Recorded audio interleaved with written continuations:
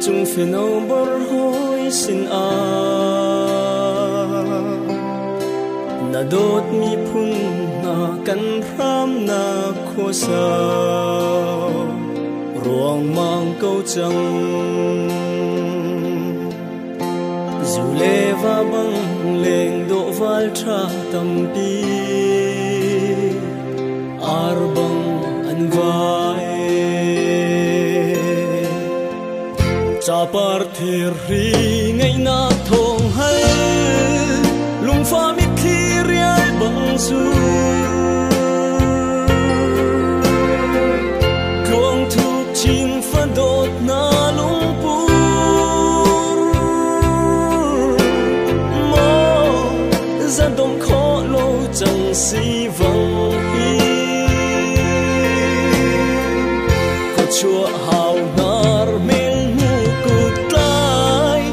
an ka biak le ton chan a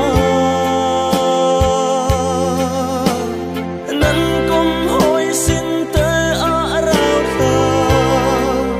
in run I khir tot ulo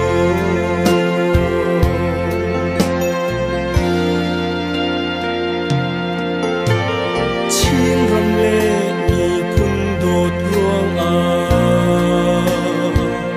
kan u nau na siang thuan he tlang tlai cây tir bang nan khram ram rian a chun sir sen van tlang ti lo e nan ti phing rei cha lai ngak in sia ro tur bang ram te nan tuang cha par thir ri ngai na thong hai lung pha mi thi riai bang su kluang thuk chin pha dot na lung pu mo za dom kho lo chang si vang hi ko chua hao nar mel mu kut lai an ka biak le ton chan a nan kom hoi sin te a rao tha in run I khir ton ulo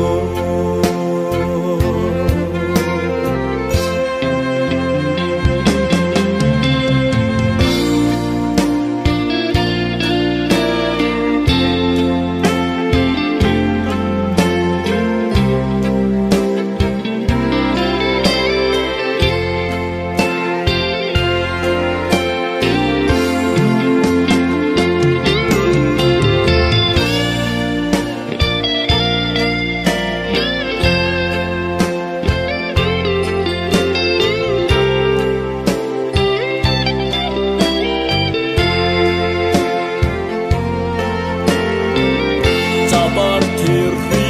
ngai na thong hai lung pha mi thi riai bang su kluang thuk chin pha dot na lung pu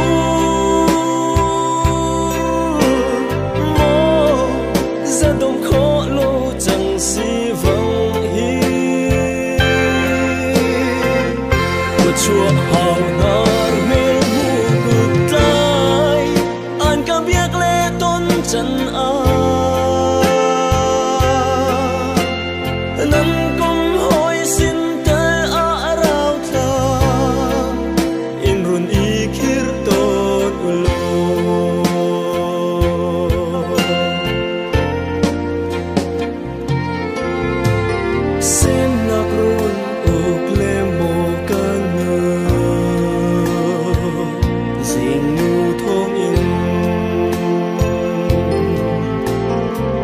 trả na mi khi hul ni te lai kan nun pam ha le kan thi sen luôn tia kan ram na hi kan ram luat na le mây treo áo chẳng xe tuy cần lúa chân cha bar thir ri ngay na tho